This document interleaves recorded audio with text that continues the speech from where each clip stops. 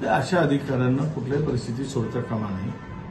संपूर्ण पीडब्ल्यूडी खरं म्हणजे भ्रष्टाचाराचं पूर्णच झालेलं आहे। जर इतकी हिंमत कशी होती की अधिकारी नागपूरला कंत्राटदारांना बोलवतो, फाईल घेऊन येतो आणि दारूची बाटली रिझवत तो सही करतो आणि केवळ त्याच्यावर निलंबनाची कारवाई नाही तर हा सेवेत असा अधिकारी असावा का?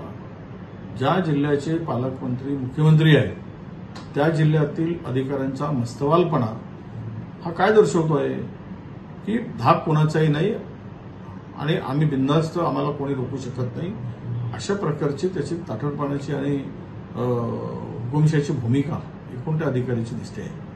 म्हणून त्याला सेवेतून काढून टाका, एक मेसेज द्या की पुन्हा अशा प्रकारची हिंमत कुठलाही अधिकारी करणार नाही आणि त्या सगळ्या प्रकरणाची त्याची चौकशी पण करा। त्याचीच काय करताय? सर्व त्या पीडब्ल्यूडीचे अनेक प्रकरणं, मोठी मोठी प्रकरणं आहेत आणि त्यामध्ये 10-10, 15-15% अधिकची बिलं दिली गेलेली आहेत आणि काम वाढवून दिलं गेलं आहे आणि एक्सप्रेशनच्या नावाखाली खूप मोठ्या प्रमाणात लूट चाललेली आहे, कामं बोगस केलेली आहे। पुरामध्ये पहिल्याच वर्षी बांधलेले रस्ते वाहून गेले, पुलं तुटलेत, खचलेत आणि इतका भ्रष्टाचार मोठ्या प्रमाणात आहे आणि त्याला सर्वस्व अधिकारी जबाबदार आहेत। खरं तर तो तर आहेच अधिकारी, पण त्या सगळ्या फाईलची चौकशी आणि त्या वरच्या अधिकाऱ्यांनी त्या कामावर व्हिजिट केली होती का? ते काम कुठले आहे?